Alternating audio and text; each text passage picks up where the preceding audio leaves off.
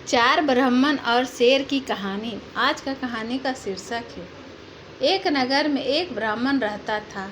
उसके 4 पुत्र थे। तीनों बड़े ब्राह्मण पुत्रों द्वारा शास्त्रों का ज्ञान प्राप्त किया गया था, परंतु बुद्धि की उनमें कमी थी। चौथे ब्राह्मण पुत्र को शास्त्र ज्ञान नहीं था, परंतु वह बुद्धिमान था। एक दिन चारों भाई भविष्य की चर्चा करने लगे।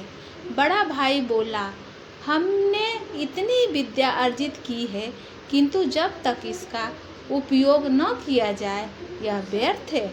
सुना है हमारे राज्य के राजा विद्वानों का बड़ा सम्मान करते हैं, क्यों न हम राज दरबार जाकर उन्हें अपने ज्ञान से प्रभावित करें। पुरस्कार स्वरूप वह अवश्य हमें अपार धन संपदा प्रदान करेंगे।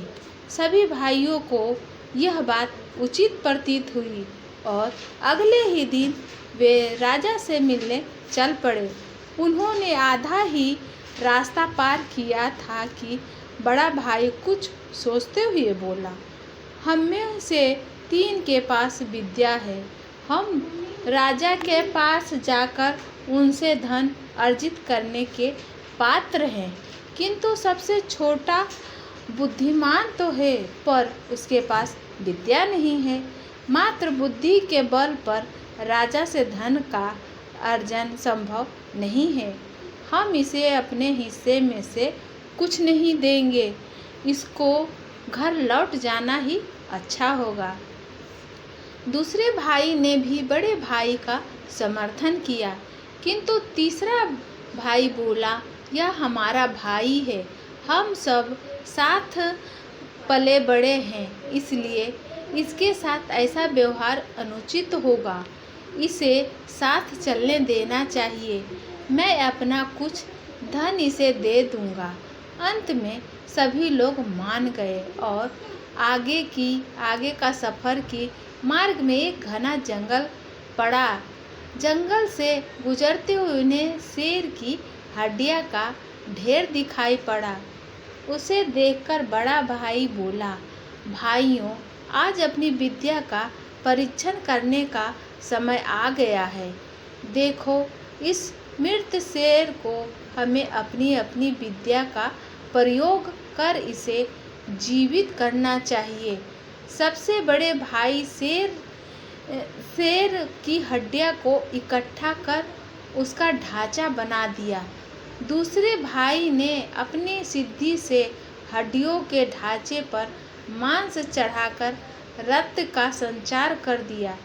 तीसरा भाई अपनी विद्या से शेर में प्राणों का संचार करने आगे बढ़ा, तो चौथे भाई ने उसे रोक दिया और बोला, भैया कृपया कर ऐसा अनर्थ मत कीजिए।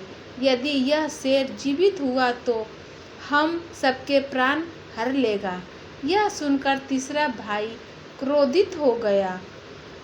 वह बोला, मूर्ख, तुम्हारे साथ चलने का समर्थन करना कदाचित मैंने त्रुटि कर दी है। तुम चाहते हो कि मैं अपनी विद्या नष्ट कर दूं, किंतु ऐसा कभी नहीं होगा। मैं इस शेर को अवश्य जीवित करूंगा। चौथा भाई बोला, क्षमा करें भैया, मेरा अर्थ यह कतई नहीं था। आपको जो उचित लगे करें, बस मुझे किसी वृक्ष पर चढ़ जाने दे।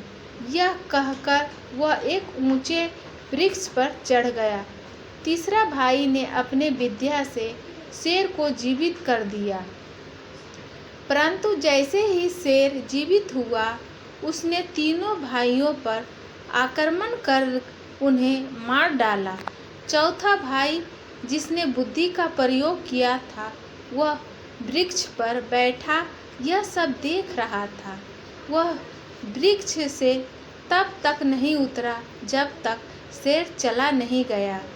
सिंह के जाने के बाद वह वृक्ष से उतरा और गांव लौट गया। बुद्धि सदैव विद्या से श्रेष्ठ होती है। शास्त्रों में निपुण होने पर भी लोक व्यवहार न जानने वाला व्यक्ति हमेशा उपहास का पात्र बनता है। या समस्या को आमंत्रित करता है। फ्रेंड्स, ऐसी कहानी सुनने के लिए चैनल से बने रहे। इस वीडियो को लाइक करें।